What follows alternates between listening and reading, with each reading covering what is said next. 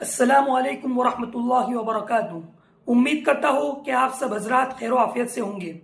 मैंने एक वीडियो डाली थी यूट्यूब पर कि हज कमेटी ऑफ इंडिया ने अनाउंसमेंट किया है कि जुलाई के आखिर में या अगस्त के शुरू में एप्लीकेशन शुरू हो जाएंगे, लेकिन अब तक उन्होंने एप्लीकेशन शुरू नहीं किए हैं, एप्लीकेशन रजिस्टर करना शुरू नहीं किए हैं। जैसे ही वो अनाउंसमेंट करेंगे मैं आपके साथ शेयर करूंगा। 2025 की उन्होंने कुछ पॉलिसी उन्होंने अनाउंसमेंट की है जो मैं आपके साथ शेयर करूंगा।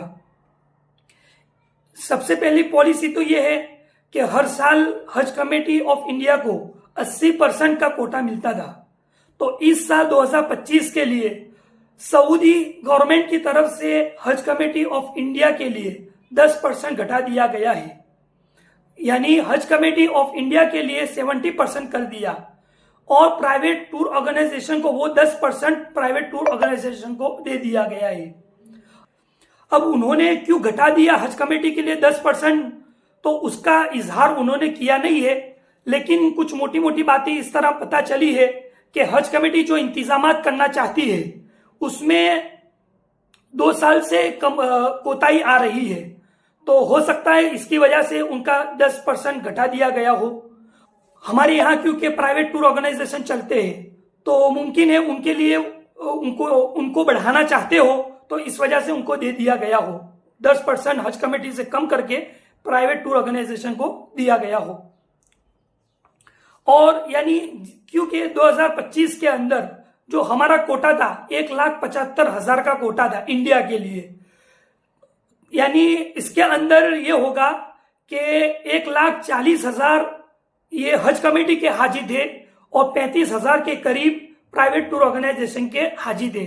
लेकिन अगर इस साल भी अगर 1,75,000 का कोटा होता है तो 1,22,000 के करीब ये हज कमेटी को मिल जाएगा और 50-55,000 के करीब प्राइवेट टूर ऑर्गेनाइजेशन को मिल जाएगा, क्योंकि उन्होंने हज कमेटी के लिए 10% घटा दिए हैं और वो 10% प्राइवेट टूर ऑर्गेनाइजेशन को दे दिए गए हैं।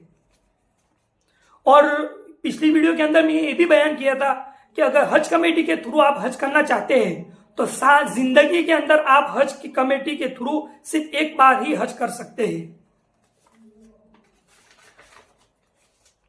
फिर दूसरी बात यह है कि हज का सफर बहुत कठिन होता है। तो पिछले साल ये था कि 70 साल के जो लोग होते हैं उनको बगैर कुरान अंदाजी के उनको सिलेक्ट कर दिया जाता था, लेकिन इस साल उन्होंने 5 साल घटा दिए, यानी 65 साल की उम्र का जो लोग होंगे उनको बगैर कुरान अंदाजी के उनको सिलेक्ट कर दिया जाएगा। और पिछले साल ये ऐड नहीं किया गया था कि उस अपने साथ किसी को कंपनी के तौर पर ले जा सकते हैं, यानी 70 साल की उम्र वाला है वो अपने साथ कंपनी बनाकर अपना साथी बनाकर ले जा सकता है, ये नहीं था। इस साल उन्होंने ये भी बढ़ोतरी की है कि 65-60 की उम्र का जो भी हो वो अपने साथ अपने रिश्तेदार में से किसी को ले जा सकता है, तो वो 65 साल का जैसे ही वो सिलेक्ट होगा तो उसके साथ वो भी सिलेक्ट हो जाएगा। और दूसरी बात यह है कि हज कमेटी की एप्लीकेशन को अच्छा रिव्यू मिला है।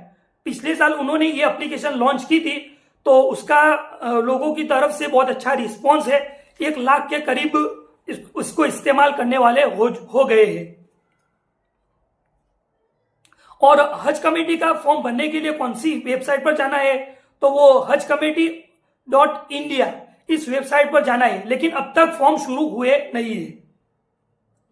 और दूसरी बात यह है कि एक कवर के अंदर 5 से ज्यादा लोगों को ऐड नहीं कर सकते हैं।